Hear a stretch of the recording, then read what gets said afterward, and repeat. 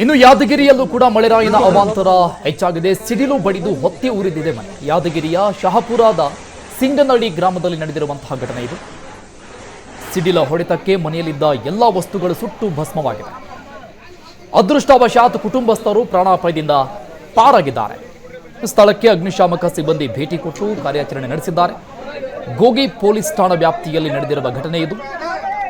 ಯಾವುದೇ ಪ್ರಾಣಹಾನಿ ಸಂಭವಿಸಿಲ್ಲ. ಮನೆಯ ಪರಿಸ್ಥಿತಿಯನ್ನು ನೋಡ್ತಾ ಇದ್ದೀವಿ. ಸಂಪೂರ್ಣವಾಗಿ ಸುಟ್ಟು ಕರಕಲಾಗಿದೆ.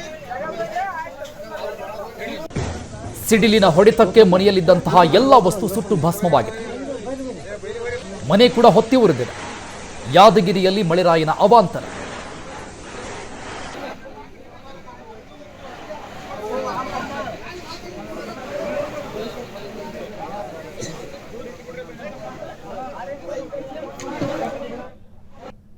ಇನ್ನು ಶಿವಮೊಗ್ಗ ಜಿಲ್ಲೆಯಾದ್ಯಂತ ಕೂಡ ವರುಣನ ಅವಾಂತರ ಮುಂದುವರಿತಾ ಇದೆ. ಭಾರೀ ಮಳೆಗೆ ಮರಗಳು ಧರೆಗುರುಳಿದ್ದಾವೆ. ಶಿವಮೊಗ್ಗದ ಸ್ವರಬಾ ಪಟ್ಟಣದಲ್ಲಿ ನಡೆದಿರುವ ಘಟನೆ ಇದು.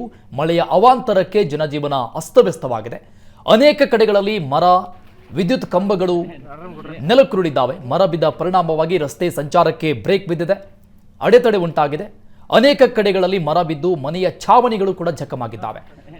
ಈ ಹಿನ್ನೆಲೆಯಲ್ಲಿ ಸ್ಥಳಕ್ಕೆ ಅಧಿಕಾರಿಗಳು ಭೇಟಿ ಕೊಟ್ಟು ಕಾರ್ಯಾಚರಣೆ ನಡೆಸ್ತಾ ಇದ್ದಾರೆ.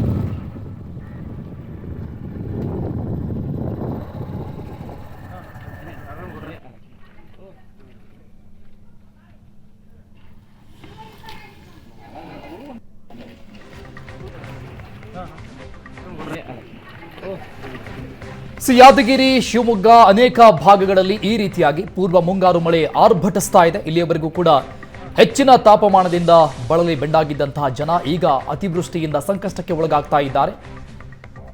ಅನೇಕ ಅವಾಂತರಗಳು ಮೇಲಿಂದ ಮೇಲೆ ಸೃಷ್ಟಿಯಾಗ್ತಾನೆ ಇದೆ. ಯಾದಗಿರಿಯಲ್ಲಿ ಮಳೆರಾಯಿನ ಅವಾಂತರಕ್ಕೆ ಸಿಡಿಲು ಬಡಿದು ಮನೆ ಹೊತ್ತಿ ಉರಿದು ಮನೆ ಸಂಪೂರ್ಣವಾಗಿ ಸುಟ್ಟು ಕರಕಲಾದರೆ ಮತ್ತೊಂದು ಕಡೆ ಮರಗಳು ನೆಲಕ್ಕುರುಳಿದ್ದಾವೆ. ಇನ್ನು ಚಿಕ್ಕಮಗಳೂರಲ್ಲೂ ಕೂಡ ಮಳೆಯಾಗ್ತಾ ಇದೆ. ಮೈದುಂಬಿ ಹರಿತಾ ಇವೆ ಜಲಪಾತಗಳು. ಒಂದೇ ರಾತ್ರಿ ಮಳೆಗೆ ಧುಮ್ಮುಕ್ತಾ ಇದೆ ಕಲ್ಲತ್ತಗಿರಿ ಜಲಪಾತ. ಕೆಮ್ಮಣ್ಣಗುಂಡಿ ಗುಡ್ಡಗಾಡು ತಪ್ಪಲಲ್ಲಿ ಭಾರಿ ಮಳೆಯಾಗ್ತಾ ಇದೆ. ತರೀಕೆರೆ ತಾಲೂಕಿನ ಲಿಂಗದಳ್ಳಿ ಸಮೀಪದ ಕಲ್ಲತ್ತಗಿರಿ ಇದು. ಜಲಪಾತದ ಮಳೆಯಿಂದ ಕಳೆಗಟ್ಟಿದೆ ಕಲ್ಲತ್ತಗಿರಿಯ ಜಲಪಾತ. ಅನೇಕ ಜನ ಪ್ರವಾಸಿಗರು ಜಲಪಾತವನ್ನು ನೋಡುವುದಕ್ಕೆ ಧಾವಿಸ್ತಾ ಇದ್ದಾರೆ.